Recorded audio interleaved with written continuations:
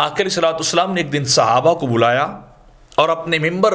کے قریب کی، اور سرکار ممبر کے زینے اور سیڑھیاں چڑھنے لگے تو پہلے زینے پہ قدم رکھا تو آپ نے فرمایا آمین، دوسرے پہ قدم رکھا تو پھر فرمایا آمین، تیسرے پہ قدم رکھا تو پھر بھی فرمایا آمین۔ اور سرکار بیٹھ کے صحابہ کرام علیہم رضوان نے آپ کی بارگاہ میں عرض کی کہ یا رسول اللہ، آج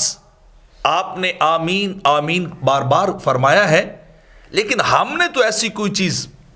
نہیں دیکھی کہ جس کی وجہ سے آپ آمین کہہ رہے ہوں۔ آپ یہ جملہ جو کہہ رہے اس کی وجہ کیا ہے؟ تو آقا علیہ الصلوۃ والسلام نے ارشاد فرمایا کہ میں جب چڑھ رہا تھا اس ممبر کے زینے تو جبریل آئے، جب میں نے پہلے زینے پہ قدم رکھا تو اس نے کہا وہ بد نصیب ہو گیا، بدبخت ہو گیا وہ شخص کہ جسے رمضان ملا ہو اور اس کی بخشش نہ ہوئی ہو، جو مغفرت کو بخشش کو اللہ سے نہ حاصل کر سکا ہو۔ تو میں نے کہا آمین، کہ ایسا ہی ہونا چاہیے کہ جو رمضان میں بھی بخشش کو نہ پا سکے، نیک اعمال کر کے گناہوں سے رک کر اللہ کی رضا کو حاصل نہ کر سکے تو وہ بد نصیب ہی ہے، اس سے بڑا بد نصیب اور کوئی نہیں۔ تو جبریل نے کہا کہ وہ بد نصیب ہے، بدبخت ہے، تو میں نے کہہ دیا کہ آمین، ہاں ایسا ہی جو وہ ہونا چاہیے۔ تو جب میں نے دوسرے زینے پہ قدم رکھا تو جبریل نے کہا کہ وہ شخص بھی بد نصیب ہے یا بد نصیب ہو جس کے سامنے آپ کا نام نامی اس میں گرامی لیا گیا ہو اور اس نے آپ پہ درود نہ پڑھا ہو، آپ پہ صلاۃ نہ پڑھی ہو۔ تو میں نے کہا آمین، ایسا ہی ہونا چاہیے کہ وہ شخص بھی بد نصیب ہی ہے جس کے پاس میرا ذکر یعنی میرے آقا علیہ السلام کا ذکر خیر ہو اور وہ آپ پہ درود و سلام نہ پڑھے۔ اور تیسری بار میرے آقا نے علیہ السلام نے فرمایا کہ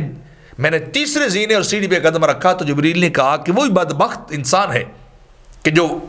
ماں اور باپ کو یا ان دونوں میں سے کسی ایک کو بڑھاپے میں پائے اور خدمت کر کے جنت کا مالک نہ بنے، بخشا نہ جائے، مغفرت کو حاصل نہ کرے، تو وہ شخص بھی بد نصیب۔ تو میں نے کہا آمین، الہی قبول کر لے، ایسا ہی ہونا چاہیے، یعنی جس کے پاس ماں باپ سے خدمت کرنی چاہیے، ان کی نوکری کرے، ان کی خدمت کرے، ان کی ضروریات کا خیال رکھے، جب وہ ان کی ضروریات کو پورا کرے گا اللہ اس سے بخشش عطا کر دے گا۔ رمضان کا احترام کریں گے، گناہوں سے بچیں گے، اللہ پھر بھی بخشش عطا کر دے گا۔ اور جب ذکر مصطفیٰ آ جائے تو درود و سلام کی گونج پڑ جانی چاہیے، تو جو نہ پڑھنے والا وہی بدبخت ہو جاتا ہے۔ تو فرمایا میں نے اس وجہ سے بار بار آمین کہا تھا۔